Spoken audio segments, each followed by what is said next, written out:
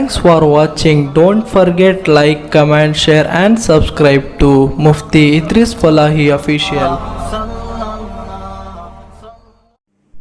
الحمدللہ رب العالمین والصلاة والسلام علی سید الانبیاء و اشرف المرسلین وعلی آلہ وصحبہ اجمعین اما بعد. محترم و مکرم ناظرین و سامعین، ایک مسئلہ جو بہت سے ہمارے ساتھی پوچھنے میں شرماتے بھی ہیں اور بہت سے پوچھ بھی لیتے ہیں، چونکہ دین کے مسائل میں شرم کو آڑے نہیں آنے دینا چاہیے. نہ تکبر اور نہ شرم، یہ دو چیزیں دین کا علم سیکھنے میں کافی رکاوٹ ہوتی ہیں. جس کو آئے وہ کسی کو سکھانے میں تکبر نہ کرے، اور جس کو نہ آئے وہ کسی سے پوچھنے میں شرم نہ کرے. دونوں چیزیں علم دین سیکھنے کے لیے بہت بڑی رکاوٹ بنتی ہیں. جو مسئلہ ہے تھوڑا شرم کا ہے، لیکن چونکہ مسائل میں شرم نہیں ہے اس لیے عرض کروں کہ میاں بیوی صحبت کرتے ہیں. صحبت کی جس جگہ ناپاکی لگ جاوے وہ جگہ ناپاک ہو جائے گی، یہ تو سمجھتے ہیں. جیسے میاں بیوی خود ناپاک ہو گئے، ان کو غسل کرنا ضروری ہو گیا.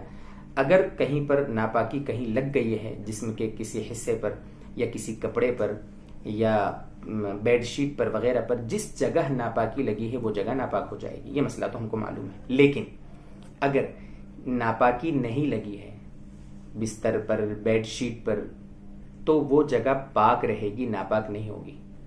یہ غلط فہمی ہو جاتی ہے. جس بیڈ شیٹ پر میاں بیوی سوئے ہیں سمجھتے ہیں کہ وہ بیڈ شیٹ ناپاک ہے.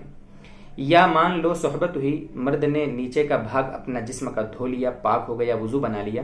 صبح فجر میں اس کا غسل کرنے کا ارادہ تھا، اب اس نے وہی کپڑے پہن لیے. ٹھیک ہے، جن کپڑوں میں ناپاکی نہیں لگی تھی، جو اتار چکا تھا نیچے سے، اس کو غسل نہیں کیا اس نے. ابھی غسل کرنے سے پہلے نیچے جسم کا جو بھاگ تھا پورا دھو لیا، فریش ہو گیا، وضو بنا لیا، سو گیا. اب وہی کپڑے اس نے پہنے تھے، تو وہ کپڑے ناپاک نہیں ہوں گے، پاک ہی رہیں گے، چونکہ ناپاکی نہیں لگی ہے نا. جس کپڑے پر، جس بیڈ شیٹ پر، جس بستر پر، جس چادر پر، جس کمبل پر، جس رضائی پر، جس گادی پر، سمجھیں بات کو، اگر ناپاکی نہیں لگی ہے تو وہ ساری چیزیں ناپاک نہیں ہوتی ہیں. اس کو اچھے سے آپ ذہن میں رکھیں. یہاں تک کہ وہ انسان جو ابھی ناپاک ہے وہ کسی چیز کو چھو لے تو وہ چیز ناپاک نہیں ہوگی.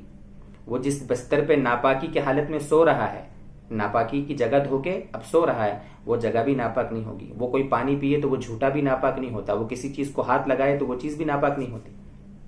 بالکل آسان مسئلہ ہے. عورت مان لو ناپاک ہے اور کسی مجبوری کے تحت اس کو کوئی چیز کھانا پکانا پڑ رہا ہے، گھر کا کام کاج کرنا پڑ رہا ہے، تو وہ وضو بنا لے، اپنا جو ناپاکی ہے دھو لے، وضو بنا لے اور کام کاج کرے. بچے کو دودھ پلانا ہے وغیرہ وغیرہ، بہت سارے کام ہوتے ہیں، تو مجبوری میں یہ ساری چیزیں بالکل کرنے کی گنجائش ہے. تو یہ مسائل بھی جاننے کے ہیں، ضروری ہیں.